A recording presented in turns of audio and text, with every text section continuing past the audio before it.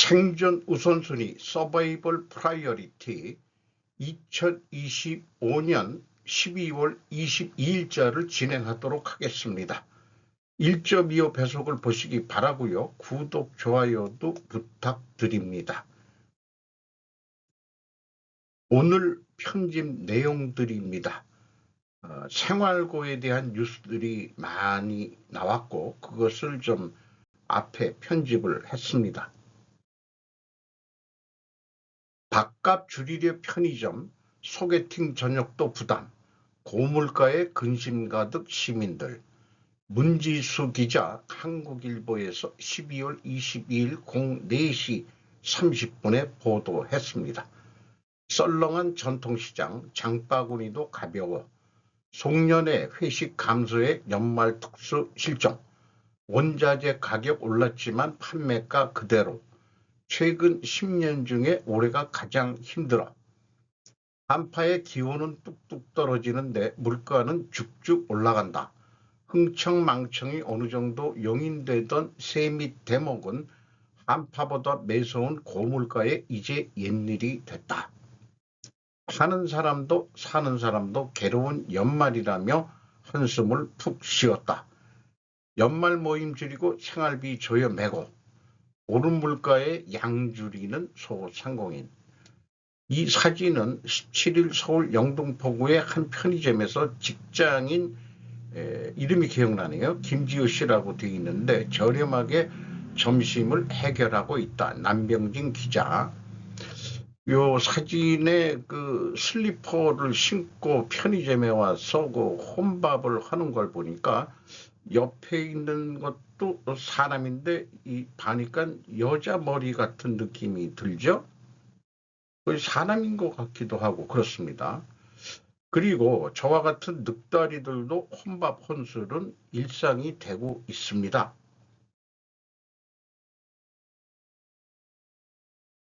정부의 소비자 물가 추이 발표를 본 지가 오래됐습니다. 제가 며칠 동안 일본의 기업 물가, 소비자 물가, 또 미국의 소비자 물가도 소개를 했습니다만은 왜 한국은 물가가 올라서 그런지 왜 발표들을 안 하는지 모르겠어요. 이것은 동대문구 청량리 전통시장에서 상인 장덕일 씨 왼쪽이 배를 사러 온 손님과 대화하고 있다. 남인석 기자. 이 노인네 어르신이 이게 뭐 5개 여기 올려놓고 5,000원이다 뭐 이렇게 했는데 나 그렇게 많이 필요 없고 2개만 한 2,000원에 사면 안 되겠냐. 뭐 이렇게 흥정을 하고 있는 내용들이었습니다. 그리고 17일 서울 종로구에 있는 족발집에 5시인데요. 손님이 없다 이런 얘기입니다. 제가 가는 우리 그 전통 재래시장의 그 순댓국집은 그래도 좀 그 시장 안에는 좀 있긴 있는데 거기서 제가 좀 혼밥 혼술을 자주 합니다만은 그래서 생각을 해봅시다. 우리가 이것을 저도 인과관계로 자꾸 생각해보는 연습을 하고 소리내어 읽어서 이해해보는 그런 시간이기도 합니다만은 첫 번째 질문, 소비자 물가가 가파르게 오르는 원인은 달러 대 원화 환율이 올라서 수입 물가가 비싸져서 그렇다고 일반적으로 뉴스들이 나왔어요. 그래서 며칠 전에도 우리 그 환율 지금 오늘 현재가 1481원인데 지금 6월 중순 7월 거의 초부터 계속 올라가고 있습니다. 이거를 정치하고 연결해서 보면은 대선 전후 환율이 내려갔다가 잼 집권 이후 지속적으로 상승하고 있다. 우리 그 재명 대통령을 젊은 사람들은 줄여서 말들을 하더라고요. 잼. 두 번째 질문으로 넘어가야 되겠죠. 그렇다면 원화 환율이 상승, 원화 가치 하락의 원인은 무엇인가라고 우리는 논리를 자꾸 생각해 봐야 되겠죠. 한은 달러 부족에다가 달러 수요가 또 많기 때문이라고 하는 뉴스를 봤었습니다. 그럼 세 번째 질문으로 넘어가면은 달러 수요가 많아지는 원인은 무엇인가? 자, 근본적으로는 한국이나 일본이나 대미 투자 약속에 달러 확보가 필요하다고 합니다. 한국은 일부 장기 투자로 협상을 했지만 일본은 단기 투자로 알고 있습니다. 물론 한국보다 달러 보유는 약 3배가 일본이 우리보다 많죠. 한국 4,500억 달러 가지고 있다고 그러고 일본은 1조 3천억 달러 수준을 가지고 있어서 약 3배를 많이 가지고 있는데 비해 투자 약속 한국 3,500달러, 일본은 5,500억 달러, 약 1.5배밖에 되질 않습니다. 우리가 전체 투자액은 경제 규모에 비해서 많다고 볼 수 있는데 일단 2천억 달러는 10년? 그래서 연 200달러 정도만 부담이 된다. 이런 거로 우리는 뉴스를 봤죠. 나머지 1,500달러도 진행은 되는데 그것은 이제 뭐 그 어떤 그 경제 협력 관계로 펀드 조성이라든지 뭐 이런 등등 뭐 여러 가지 그 방법론들이 나오고 있는데 구체적으로는 어떻게 진행되는지 일반 서민들은 좀 알 방법이 없습니다만 어쨌든 수출이 잘 되어야 중소기업도 지탱할 수 있다고 하죠. 거기다가 수입에만 의존하는 식재료로 우리나라 밀 생산 안 하죠. 또 환율이 오르니까 밀가루 가격이 곡물 가격이 뭐 내려가는지 어떤지는 모르겠습니다만은 워낙 환율이 오르면은 밀가루 가격 오르고 라면 가격 오르고 또 뭐 그 보통 옥수수 이런 것들 그런 거 오면은 옥수수가 뭐 안 들어가는 데가 없으니까 뭐 소주 가격도 오를 수도 있겠고요. 어쨌든 소비자 물가는 오르고 소비는 오른다. 그러면 이제 자꾸 소비가 좀 감소하는 근원되는 그런 현상들이 나오겠죠. 그래서 네 번째 질문. 만약 환율이 1,500원이 넘어간다면 그것은 이제 전문가들이 거시경제적으로 어떻게 뉴스들이 좀 뭐 일부 나온 거 있습니다만은 옛날에 뭐 키코 사태 같은 것까지는 안 나온다. 뭐 이렇게까지 얘기는 하고 있습니다.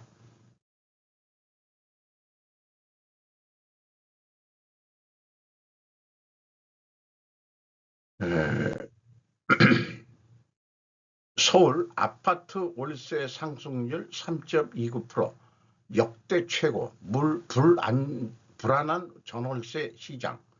신지우 한국일보 12월 21일 18시입니다. 월세 상승률 처음 3%대 올랐다. 갭 투자로 전세 매물 줄고 전세가 상승이 월세에 영향을 미치고 있다. 2025년 1월부터 11월까지 서울 아파트 월세가 3% 넘게 오른 것으로 나타났다. 한국부동산원이 해당 통계를 집계하기 시작한 이래 연간 기준 역대 가장 높은 상승률이다. 10월 15일 대책으로 서울 전역 및 경기 12곳이 규제 지역 및 토지 거래 허가 구역으로 묶이면서 갭 투자, 전세 끼고 매매가 불가해진 역량으로 보인다. 그래서 나온 게 서울 아파트 평균이 월세가 147만 원, 7만 6천 원이고 보증금은 1억 9,479만 원, 거의 2억 원이 보증금을 내놓고 월 150만 원 선을 낸다고 하는데 중위 수준은 120만 원, 한 30만 원 정도 싼 거네요. 그리고 보증금은 1억 1천만 원, 그러니까 한 보증금은 반 정도인데 월세는 그렇게 반은 아니고 이런 현실로 현재 되고 있는데 청파구가 가장 많이 올랐다고 그러네요. 용산구, 강동구, 영등포구 1%대 오른 데에는 좀 이런 데도 소개를 하고 있습니다. 궁금한 거는 뉴스 보도하면서 강남, 서초, 송파 등 강남 상구 지금 부자 동네라고 하는 강남 3구 등은 왜 또 취재를 통계에서 뺐는지 모르겠습니다. 조사를 안 했는지. 하려면은 강남 같은데, 서초 같은데, 송파 이런 데도 좀 얘기를 해줘야 되지 않을까 생각합니다. 더 비싸겠죠. 평균이 150만 원대니까. 전기료 쇼크에 산업이 멈춘다. 기업 30곳, 1%더 쓰고 2조 더 내. 전준범, 조재현, 조선일보 12월 22일 07시 14분입니다. 전기료 쇼크 산업이 멈춘다. 1번 휘청이는 제조업체들 시리즈로 보도를 할 것 같아요. 삼성전자 등 국내 전력소비 상위 30대 기업의 지난해 전력 사용량은 전년과 비슷했지만 전기료는 2조 원 가까이 폭증한 것으로 나타났다. 최근 3년 반 사이 산업용 전기요금이 70%나 치솟은 여파다. 한국경제 엔진인 제조업의 징벌적 요금 청구서가 날아들고 있는 것이다. 더 큰 문제는 탈원전 재생에너지 중심의 현 정부 에너지 기조 하에서 고비용 구조가 고착화될 수밖에 없다는 점이다. 전기료 때문에 한국을 등지는 제조업 엑소더스가 현실화할 수 있다는 경고가 잇따르고 있다. 한국전력에 따르면 2013년 킬로와트당 107원 30전으로 처음 100원을 돌파한 산업용 전기료는 2023년 153원 71전으로 올랐고 지난해 168원 17전, 올 6월 179원 23전으로 계속 급등하고 있다. 제가 이미 한국전력 3분기 누적 실적을 하면서 문제점을 부각을 시킨 적이 있는데요. 3분기에 산업용이 가장 비쌉니다. 181원 48전, 심야전력이 107원 94전. 그러니까 심야에서 야간 작업을 해가지고 전기료를 아껴야 되는 그런 상황으로 되어 있죠. 근데 생뚱맞게 낮에 산업용을 낮게 하고 낮에 심야 전력을 비싸게. 자, 그러면 낮에 일할 테니까 뭐 일자리 등 이런 것들이 더 일하지 않겠냐고 생뚱맞은 무슨 관료가 그런 얘기를 했다 그래요. 어쨌든 농사용의 이 가장 싼데 100원도 안 되는데 이것도 차별 아닌가? 지금 농사 짓는 사람들 그렇게 못 살지 않습니다. 그 태양광 가지고 뭐라고 그러는데 태양광 수입이 좋으니까 근데 농사용은 이렇게 싸게 주면서 그 농사 짓는 사람이 태양광 하는 건 또 비싸게 사들이고 있는 이게 전부 다 유권자 지방 유권자 그러니까 지방자치를 없애야 되는데 거기까지 지금 생각이 넘어가 버리네요. 그래서 제가 방송을 별도로 했던 겁니다만은 3분기에 영업이익이 5조 5천억 원이나 한전이 영업이익을 냈습니다. 전년도 3분기는 3,954억 원, 무려 1,300%나 영업이익을 냈습니다. 자, 부채를 갖다가 산업용 올려가지고 돈 있는 애들은 제조업하는 애들이니까 걔네들한테 돈을 뜯어가지고 한전의 빚을 갚는다. 어디다 써가지고 빚을 그렇게 많이 졌는지 모르지만은 이 주택용을 정책적으로 싸게 해줬던 거는 맞긴 맞는데 주택용도 그렇게 만만치 않습니다. 그래서 이 전력 구입량 기가와트 아워인데 43만 5,174 기가와트. 근데 한국 수력 원자력에서 하는 것은 19.5%뿐이 되질 않습니다. 5개 화력 발전 자회사에서 나오는 게 40.5%고요. 기타 회사가 눈에 안 띄었었는데 재생에너지로 추정이 되고 그거 외에 또 딴 것도 있긴 있을 겁니다. 왜냐하면은 자가발전하는 것도 우리나라 전기법에 의해서는 일단 한전에 팔고 다시 받는 식으로 하니까요. 어쨌든 그게 40%나 되는데 이렇게 이게 비싼 가격으로 사주고 있다 이런 얘기입니다. 자, 어떻게 비싸냐? 그것도 추정을 했죠. 한전이 구입 평균 단가가 136원 89전입니다. 그러면은 수력 원자력은 한전에 파는 가격이 82원 92전이고 화력은 154원 32전이면은 자, 평균에서 3배를 하면 410원 67전이죠. 그 두 가지를 빼면은 재생에너지로 사들이는 게 173원 43전이니까 전기료가 안 이게 여기 곱하기 40%의 영향을 받는다. 아주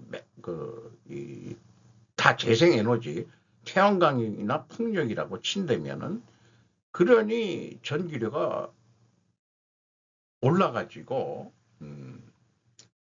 태양광이 저는 망국으로 가는 길이라고 생각을 하게 되죠. 그래서 수력 원자력 비중을 높여야 이게 되는데 이걸 탈원전하겠다는 놈들이니까 기타가 40%가 넘는데도 기타로 표기한다. 태양광 얼마, 풍력 얼마 등으로 공시하지 않고 좌파 정권의 시녀 노릇을 하는 한국전력이라고 좀 강하게 비판을 할 수밖에 없을 것 같습니다. 직장 내 괴롭힘의 정점, 이 대통령의 업무보고 생중계. 제가 물음표는 좀 붙였습니다. 김채수 국민의힘 중앙대학생위원장 2025년 12월 21일 생중계 쇼를 위해 시간과 인력 쏟아부어 대통령이 이미지 만들어내는 무대에 불과 올바른 정보 말하려 하면 말이 길다고 면박 공무원이 대통령 폭력성에 무릎 꿇는 자리 이 광경을 보며 드는 생각은 한 가지다. 대통령이 정치인으로서 자기 존재감을 드러내는 욕구와 리더로서의 책임감이 완전히 바뀌어 버렸다는 것이다. 투명성이라는 미명주의 진짜 얼굴. 더 큰 문제는 이 쇼의 주인공이 되는 사람들의 입장을 생각하는 것이다. 질책의 대상이 되는 공무원들, 이 사람들은 정치인이 아니다. 일생을 정부 조직 속에서 묵묵히 맡은 역할을 하는 관료들이다. 이들의 직무는 기본적으로 대중의 조명 속에서 본인을 내세우는 것을 전제로 하지 않는다. 언론에 나가 자신을 표현하는 것에 익숙하지 않은 사람들이 대다수다. 정치인이 아닌 공무원을 무대 위로 올려놓은 폭력. 그것이 바로 직장 내 괴롭힘이고 인격살인이다. 실명, 직위, 얼굴까지 노출된 상태에서 온 국민 앞에 공개적으로 망신을 당하는 것이다. 228개 부처가 생중계 준비에 많은 시간과 인력을 쏟아붓고 있다. 각 부처의 장관과 실무자들이 실질적 성과가 없는 쇼를 위해 수많은 에너지를 소모하고 있다. 환호하는 진보 진영의 위선. 한 사람을 온 사회 앞에서 인민재판에 넘기는 것과 다르지 않다. 진보 진영이 목소리를 높여 외쳐온 게 뭐였나? 직장 내 괴롭힘 근절이고 의리 입장 보호가 아니었나? 약자를 위한다고 외쳐온 정치인들이 약자가 눈앞에 괴롭힘 당하는데 침묵하거나 동조한다. 이것이 진정 일관성 있는 태도인가? 차라리 자신들의 신념이 선택적이라는 걸 드러내는 게 낫지 않을까? 리더십의 본질을 잃은 권력의 노름. 리더십이 뭐라고 생각하는가? 조직 내 문제가 발생했을 때 리더는 내부에서 책임자에게 지적을 하고 개선을 요구한다. 하지만 공개적인 자리에서는 자신이 그 문제의 책임을 먼저 안고 구성원들을 보호한다. 그것이 진정한 책임감이다. 천박함으로 물든 국정. 자신들이 권력을 가진 순간 그 모든 가치는 사라진다. 이 뉴스를 보면서 김채수라고 젊은 친구 같은데 요게 언론 매체에는 제가 인용을 못했는데요. 광주 출신으로 나와 있네요. 숭실대학교 총학생장 이런 거를 했대는데 제 느낌은 그렇습니다. 객관적으로 보려고 노력한다면은 잘하는 거는 잘하는 건데 정부 부처 업무회의 진행 방법과 내용 이것도 보는 관점에 따라 다를 수 있다. 일반 기업으로 비유해보자. 업무회의는 CEO의 성격에 따라 매우 달라진다. 재미하는 모습이 불만이라면 그를 뽑은 국민의 책임이니 전국적으로는 공무원 사회의 직장 내 괴롭힘의 근본 원인은 우리 유권자 자신들한테 있는 게 아니냐. 나는 글을 찍지 않았다라고 말하는 분들도 분명히 계실 듯 하지만 그래서 다시 생각해 보죠. 잼과 공무원의 관계는 상하가 아닌 주정 관계입니다. 상하하고 주정하고 같은 거 아니냐 하지만은 식별을 좀 해야 될 것 같아요. 직장 내 괴롭힘은 똘마니들의 상하 관계이지 주정 관계에서 이를 비유하는 것은 인생을 덜 산 젊은이의 혈기일 뿐이다라고 생각을 합니다. 그게 절이시라면 떠나면 그만 아니냐. 그런데도 왜 안 떠나고 사느냐. 입이 포도청이니까 사는 거 아니냐. 일반 직장인들도 이 사람아 그렇게 살고 있어. 그게 그렇게 조직에서 살면서 그래도 헐몰해 가면서 옳은 얘기하면은 받아주는 리더가 있고 그러길 바라야 되는 거지. 할 말 하고 또 찍힐 수도 있고 하지만은 찍혔다고 해서 바로 잘라내는 리더는 그거 바람직한 리더가 아니라는 것은 이해는 해요. 그 업무 성과를 보고서 평가를 해야 되는 거죠.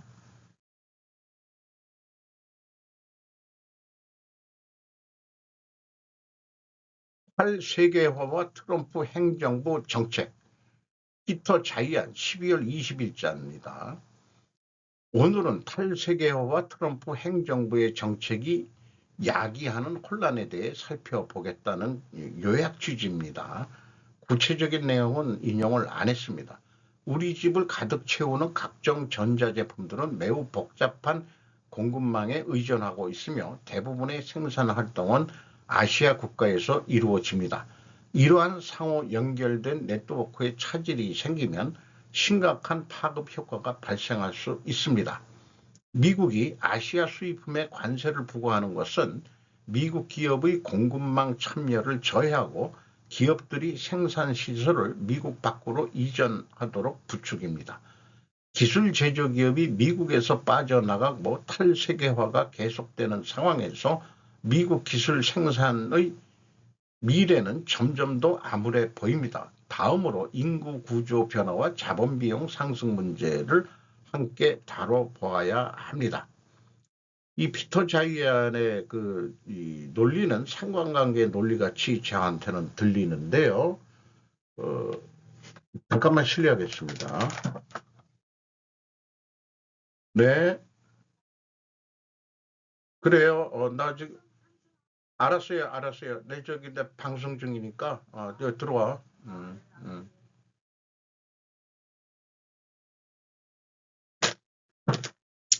자, 이게 방송 중에 제가 끊을 방법을 없고 다 재방송하기 위해서 저희 어부인께서 그 휴대폰에 뭐 바이러스가 걸려가지고 KT 걸 쓰는데 KT 대리점에 갔더니 뭐 새 거를 사라 그러는데 이런 개똥 같은 놈들이 있냐 그래서 딴 데 가봐라 딴 데 그랬더니 삼성에 갔더니 해결이 됐다고 지금 전화가 왔네요. 자, 10월 21일에는 미국 기술 산업에 대한 논의를 이어가면서 인구 구조 변화와 자본 비용 상승이 어떻게 혁신을 저해하는지 살펴보겠습니다. 기술 부문 몇 가지 요소에 기반했습니다. 실리콘밸리와 같은 허브에 집중된 젊고 숙련된 인력과 저렴하고 풍부한 자본입니다. 하지만 아시다시피 미국은 장기적인 기술 개발에 투자할 만한 젊은 인력이나 자본 환경을 갖추고 있지 않습니다. 앞서 논의했던 내용과 이러한 상황을 종합해 보면 향후 수년, 수십 년 동안 기술 산업이 어려움을 겪을 것이라는 결론에 도달합니다. 자, 우리나라 제가 지금 요즘 며칠 나온 그 고려아연이 그 통합 재련 기술 그거는 미국이 안 가지고 있는 거죠. 거꾸로 한국이 들어갑니다. 그런 것도 있어요. 이 친구는 뭐 얘기할 때 한국을 그렇게 많이 인용을 안 하는데 두 번째 날은 그 영어를 제가 잘 못 알아듣지만은 코리안 얘기를 좀 반영은 했습니다. 우크라이나 전쟁이 러시아의 손실로 이어진다면 러시아는 미래는 어떻게 될까요? 피터 자이언 12월 18일자 뉴스레터를 좀 읽어보도록 하겠습니다. 러시아가 앞으로 나아갈 길이 험난할 것이라는 것을 알고 있지만 그렇다고 해서 러시아가 당장 내부에서 붕괴될 것이라는 의미는 아닙니다. 군사 및 내부 보안 서비스는 너무 많은 권력을 가지고 있으며 심하게 전파되고 고령화된 러시아계 인구의 70%를 차지하기 때문에 내부 붕괴는 우려할 만한 일이 아닙니다. 러시아에 대한 진정한 위협은 외부에서 나옵니다. 주변 국가들이나 러시아가 불안정한 상태를 유지하는 것을 보고 싶은 사람들은 국경이 약해지고 경제적 전략적 능력이 제한된 점을 이용할 수 있습니다. 러시아가 약해지는 것을 이용할 수 있다. 이런 것으로 이해가 되네요. 이제 러시아 역사에는 중심이 어디에서 깨졌는지에 대한 많은 사례가 있습니다. 우크라이나에서 패배했다고 해서 반드시 크렘린궁이 권력을 잇는 것은 아니지만 러시아에는 실제로 두 개의 큰 권력 기둥이 있습니다. 하나는 군대이고 또 하나는 내부 보안 서비스입니다. 러시아에서 모든 소수 민족을 통제하기 위해 군대가 주로 점령할 책임이 있다는 것입니다. 아마도 러시아 인구의 적어도 70%가 실제로 러시아계일 것입니다. 그리고 가장 중요한 것은 대부분의 젊은이들이 떠났다는 점입니다. 제2차 세계대전 이전부터 러시아의 출산율이 떨어지고 있을 뿐 아니라 후르시초프 시기에는 급격히 감소했습니다. 고르바초프에게 더 많이 넘어졌고 특히 1990년대에 급락했습니다.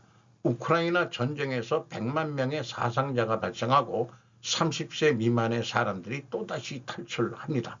그리고 일반적으로 혁명적인 활동을 창출하는 젊은 세대는 실제로 존재하지 않습니다. 물론 나머지 30%는 다른 질문입니다. 대부분 터키계 또는 바슈코르, 타타르족, 체첸족, 영국계 소수민족이 있습니다. 따라서 타타르스탄이나 바슈코르토스탄과 같은 곳에서 공개 반란을 일으킬 수 있으며 러시아 정부는 여전히 상대적으로 이에 대처할 수 있습니다. 소련이 무너지면서 위성국가들이 중앙아시아 등으로 또 뭐 이렇게 다 독립을 했기 때문에 실제 러시아 내에 사는 소수민족은 30%밖에 안 되니까 충분히 제어가 가능하다는 거로 이해가 됩니다. 지난번에 그곳 24곳이 동시에 반란을 일으켰을 때 그들은 카자흐인, 우즈베크인, 조지아인, 라트비아인, 에스토니아인, 아르메니아인이었고 라자니인으로서 그들 중 어느 누구도 러시아 민족이 아니었습니다. 그리고 소련 체제가 붕괴되었을 때 소련의 15개 구성 공화국 중 14개 공화국은 다소의 러시아 공화국이 아니었고 이제 독립국가가 되었습니다. 러시아에 남겨진 것은 훨씬 작고 방어하기 훨씬 어렵지만 실제적으로는 민족적으로 더 동질적입니다. 따라서 러시아 국가인 크렘린궁은 내부의 반대 의견을 억제할 가능성이 훨씬 더 높습니다. 우크라이나가 승리하면 발트해 폴란드, 루마니아 등 두 개의 핀란드를 포함하지만 이에 국한되지 않은 여러 유럽 국가들이 우크라이나의 재정 상태가 상당히 악화되고 서부 및 남서부 주변 전체로부터 압박을 받을 가능성이 높습니다. 러시아인들의 균형을 유지하도록 압박할 것입니다. 터키인들도 아마도 그것에 동참할 것이고 남쪽으로는 EU 등이 기울어질 것입니다. 그리고 동아시아의 상황을 고려할 때 일본이나 중국도 그 안에 들어갈 수 있습니다. 그래서 저는 우크라이나 이후라고 말하지 않을 것입니다. 러시아는 이 세상을 갈망하지만 많은 도움 없이는 내부에서 추락하지 않을 것입니다. 러시아는 상대적으로 느린 하락세를 보이고 있습니다. 2040년까지 우크라이나 전쟁에서 무슨 일이 일어나든 여전히 존재할 것입니다. 하지만 2050년 이후로 빠르게 나아가면 그때부터 인구 통계학적 변화가 본격적으로 변하기 시작합니다. 그리고 대부분의 튀르키예 소수 민족들은 출산율이 높습니다. 그것을 전쟁 중에 일어난 일과 결합하면 젊은 세대와 러시아 인구 사이에서 매우 낮은 출산율로 높은 사망률을 초래하고 있습니다. 2060년이 되면 매우 다른 환경에 처하게 되고 내부 붕괴에 대해 생각하기 시작할 수 있지만 먼저 외부에서 일어날 것입니다. 그리고 이 모든 것의 끝은 실제로 우크라이나에 어떤 일이 일어나는지에 달려 있습니다. 우크라이나가 함락되면 러시아는 더 안전한 외부 국경을 확보할 수 있기 때문입니다. 그것은 그들에게 20년, 30년을 살게 할 것입니다.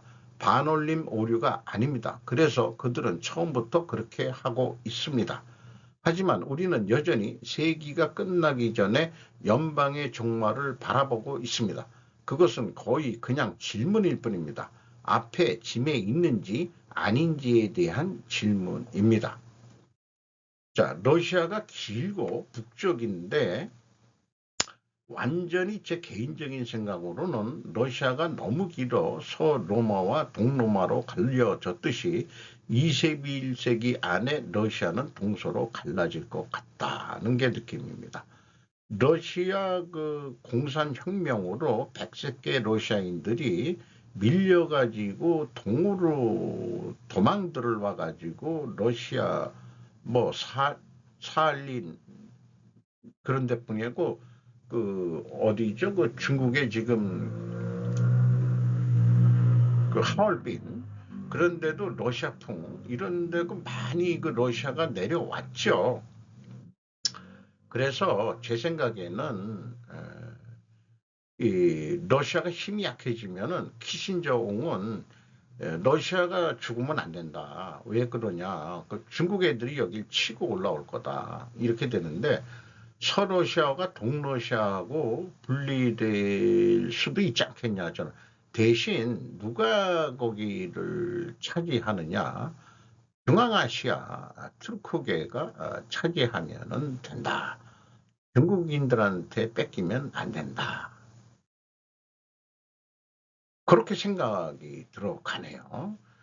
그래서 그 일본이나 한국이 그 경제적으로 연결되는 것은 물론 동러시아, 서러시아하고도 물론 경제적으로 다 연결할 수는 있겠지만은 동러시아에서도 그 석유나 천연가스가 오는 루트도 있고 등등 경제적인 교류는 또 해가지고 또 미래를 살 수 있는 방법도 있지 않을까 그런 생각을 해보게 됩니다. 배우조선 STX 실패가 교훈, 조선업계 해외 직접 투자 대신 협업으로 위험 분산. 서일원 기자가 조선비지에서 12월 20일입니다. 과거 무리한 해외 투자로 경영 위기, 현지 조선소의 기술 지원, 생산은 위탁. 하나는 정부 지원 없고 미의 직접 투자. 최근에는 현지 조선소에 일감을 주는 방식으로 협업을 강화하고 있는 것이다. 직접 투자에 따른 손실 위험을 줄이고 경기 변화에 효율적으로 대응하기 위한 전략 변화로 풀이된다. 최근 삼성중공업은 해외 조선소와 협력을 강화해 수익성을 높이겠다는 전략을 가동하고 있다. 기술력이 필요한 설계, 조달, 엔지니어링은 삼성이 맡고 생산은 해외 조선소에 맡기겠다는 것이다. 삼성중공업이 지난 10월 아프리카 라이베리아에서 수주한 원유 운반선 3척의 건조는 베트남 조선소에서 이루어지고 있다. 지난해 그리스 선사에서 수주한 선박도 중국 주산 조선소에서 싱가포르 박스오션이 만든다. 미국에서는 비거마린 그룹과 군수 지원함 유지보수 정비 MRO에 대해 콘레드 조선소와는 LNG 벙커링성 공동 건조 관련 협약을 맺었다. 디거 마린 그룹이라고 운영하는 오리건주에 있는 아일랜드 조선소 전경이라고 상섬중공업이 제공을 했다네요. 인도에서 대규모 그린필드 투자를 진행 중인 HD 한국조선해양, 또 현지 업체들의 협업을 확대하는 방식으로 위험을 줄이고 있다. HD 한국조선해양은 인도 최대 국영 조선소인 코친 조선사와 협력해 인도에 진출했다. 당시 협약에는 양사가 기술 이전과 공동 수주에 나서고 인도를 세계 5위 조선해운 강국으로 육성하도록 협력한다는 내용이 담겼다. 이와 함께 HD 한국조선해양은 인도 국방부 산하 국영기업인 BEML과 크레인 사업협력 확대를 위한 업무협약을 체결하기도 했다. 인도 코친 조선소 전경 HD 현대에서 제공한 사진이네요. 페루의 군안 건조 사업을 수주한 HD 현대.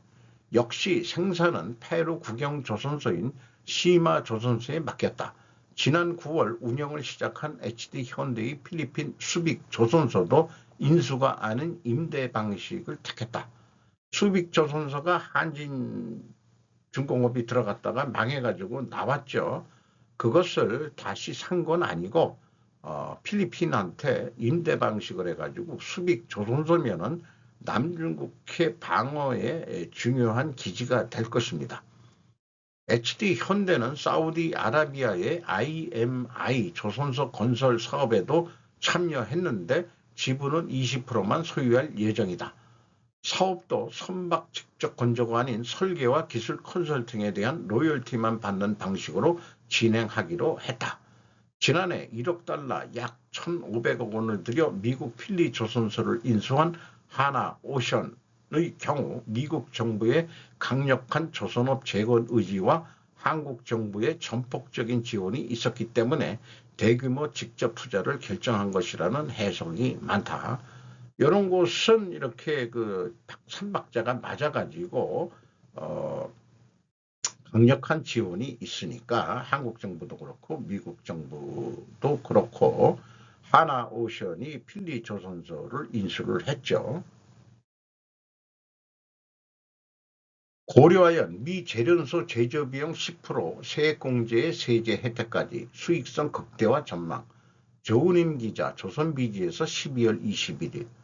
세계 최고 수준 기술력의 미 정부 2.1조 원 지원 더해져 북미 핵심 광물 수요 흡수 중장기 성장성 수익성 제고 기대. 21일 고려아연에 따르면 미국 연방정부와 테네시주 정부 등이 크락스빌 통합재련소 프로젝트에 제공하는 각종 세제 혜택과 인센티브는 총 2조 1,300억 원, 14억 4,200만 달러로 추산된다. 미 정부는 인플레이션 감축법 45X 조항에 따라 미국 내에서 생산하는 핵심 광물에 대해 제조 비용의 10%를 세액공제로 지원한다. 또 미국 내 제조 설비에 적용하는 보너스 감가상각비 제도를 통해 대규모 자본적 지출을 즉시 비용 처리할 수 있어 초기 조세 부담이 대폭 경감될 것이라고 예상된다. 이미 미국 오바마 하나의 크고 아름다운 법안에 따른 것이다.